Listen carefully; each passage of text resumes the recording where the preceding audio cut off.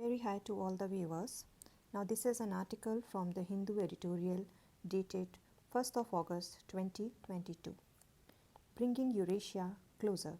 The International North-South Transport Corridor, which aims to bring Eurasia closer together, is a laudable initiative. Now friends, this article deals with GS2, bilateral, regional and global groupings, an agreement involving India's or affecting India's interest. Now what all are we going to learn? Now we will divide this article mainly in two contexts. First, what is International North-South Transport Corridor? What is its significance? And the main ongoing shift in India's foreign policy from being non-alignment to multi-alignment in detail. Now let's understand what is International North-South Freight Corridor. It is 7,200 km long, linking India, Iran, Azerbaijan and Russia by ship, rail and road. That's how it is called multimodal transport corridor. Now what is the significance? And the agreements for the construction of the corridor have been signed by 13 countries, mainly Azerbaijan, Belarus, Bulgaria, Armenia, India, Iran, Kazakhstan, Kyrgyzstan, Oman, Russia, Tajikistan, Turkey and Ukraine. The routes we will discuss and we will have a look in the map in details very shortly. The significance of this corridor is this line is expected to cut the transit time between Mumbai to Moscow by half, and the transportation time will be shortened from 40 to 60 days, and the transportation cost will be reduced by 30%. So now let's have a look at the map of the corridor. Now friends, this is a map taken from a renowned newspaper. The red line shows the International North-South Corridor and the blue line defines the traditional trade route. The construction of the International North-South Transport Corridor started from September 2000. This INST will bypass its traditional route, which was from Mumbai towards Babar-Manda, then by Suez Canal, crossing over from Mediterranean to North Sea, from North Sea to Baltic, crossing over to Baltic Sea and then reaching St. Petersburg. So this was the traditional route. Now let's discuss the route of the INST. Suppose the consignment will start from Mumbai. The route of the International North-South Transport Corridor is going to be like this. The ship would start from Mumbai, crossing over towards the Arabian Sea and reaching Bandar Abbas port in Iran here. Then from here, it has a double track rail route.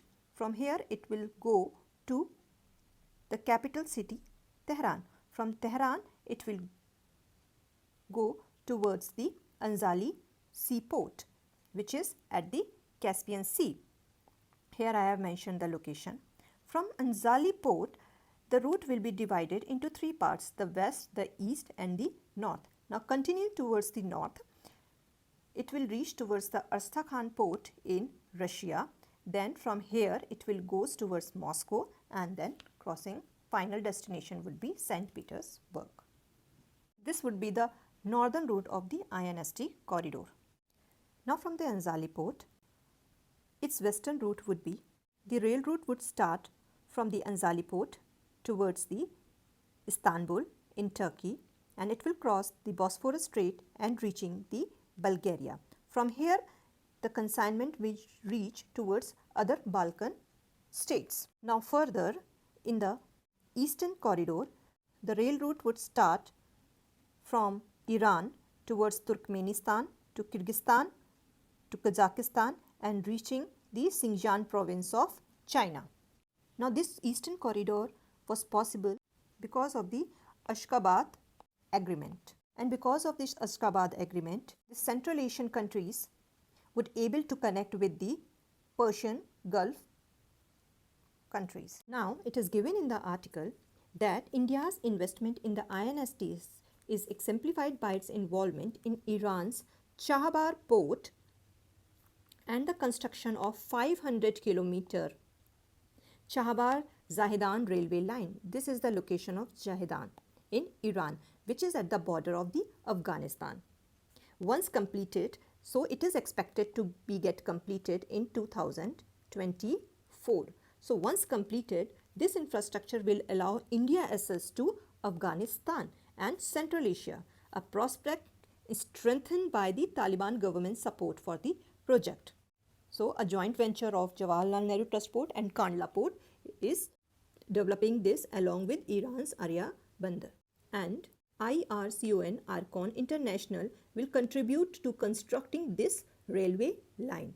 So there's a special economic zone around Chahabar port will offer Indian companies the opportunity to set up a range of industries. For example, narco purpose to set up aluminium smelter, and line of credit will be extended to Iran by Exim Bank.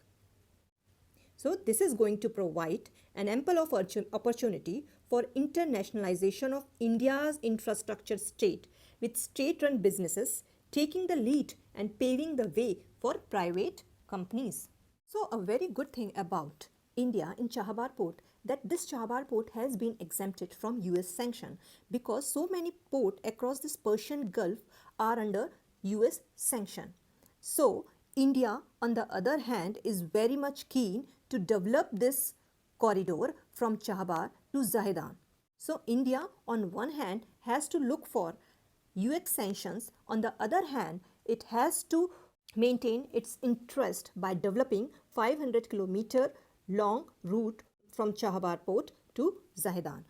So we have seen that Iran is going to be a very important link in North-South corridor. It's not only going to connect Mumbai to Petersburg, but has its arteries towards the west, that is from Turkey towards other Balkan countries, as well as eastern side towards the Central Asian countries. So this is the most important geostrategic as well as geo-economical significance of this North-South corridor. So for India, the INSTC opens the way for trading with Iran, Central Asia, bypassing Pakistan. This naturally has implications in terms of reaching out to both Afghanistan and Central Asia. This naturally has implications in terms of reaching out to both Afghanistan and Central Asia, significant corners in our extended neighborhood. The corridor will also provide access to potential markets in the wider Eurasia region. And the very good thing about is that this single logistical mechanism gaining a competitive edge over other transport corridors. Now let's understand what the writer has to say. Non-alignment to multi-alignment. The INSTS has received far less media attention than initiatives such as Quad, the BRI and the New Development Bank. However, as the transcontinental multimodal corridor that aims to bring Eurasia closer together, the INSTC is a laudable initiative in its own right. That it helps India to consolidate in multi-alignment strategy sweetens the deal. The two of its partners are subject to Western sanction hasn't prevented India from collaborating with the US, Japan, Australia as a part of Quad to create a safeguard of free and open Indo-Pacific. Indian policy making in international affairs has often been criticized for its moral indecisiveness, diplomatic reticence, and ideological confusion. These critics have failed to observe the subtle shift in Indian foreign policy from non-alignment to multi-alignment. Now let's understand what the writer has to say.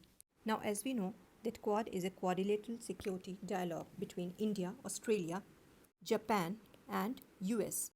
The primary objective of this alliance is to counter the Chinese expansionist policy into Indo-Pacific region, and this alliance comprises of intelligence, security and military agreement. Now recently in the summit of Quad, all members of the Quad have tried to persuade India to take their side against Russia. They were pressurizing India to take a left-leaning international political decision against Russia. As we know that these Western countries have put sanctions on Russia. Sanctions are nothing but actually cutting economic arteries of any country. So when you put sanction on any country, there would be economic consequences, like there would be inflation, which lead to recession, shortage of food, etc., which will lead to regime change. As these sanctions have a trickle down effect on a common people, so this will lead to political instability in the country, which will lead to regime change. So as I have said that all member countries of Quad were pressurizing India to come onto their side, but India have maintained its status quo of being neutral. Neither it withered away because of its pressure, nor it made any irresponsible statements against Russia which could hamper its friendship with Russia. So, this is India's version of diplomacy, or we could say India has a matured foreign policy. So, we have seen that China is main concern for India. So, on one hand, it is using Western countries, what is called as Quad, to counter China, and on the other hand, India is buying oil from the Russia at discounted price. So, in present state, India is tactfully balancing its western as well as eastern countries. On one hand, it is building international north-south transport corridor which has economic and political strategic importance. On the other hand, it is talking to US by developing alliance as Quad. On the other hand, it is doing business with China, in spite of all those hostilities. If you see, this is what true definition of diplomacy. And only a sovereign country could do this. India being a sovereign country, hence it is able to talk everyone independently. And we have seen in the present scenario that India has arrived to such a position in the world stage that it is becoming a center of world politics. And every country is inviting India, or top officials of all the countries are visiting India. And that was a different time when the NAM was established. The need and the demand of India was different. So at that Nehruvian time, they accepted non-alignment movement. But at the time of globalization and liberalization, when each and every country is dependent upon another country to fulfill its economic demand, the world is running across the mutual interest of each other. So at this need of our multi-alignment is reasonable, and India has arrived at the world stage where it has become the center of world politics. Everyone and every higher officials or diplomats are visiting India. Indian diplomacy is matured now, and the whole world is going to draw India's attention. However, India has its own rule book and its own plan of actions. So this was all about this article. I hope you found this video informative. Please do like and subscribe my channel. Thank you so much.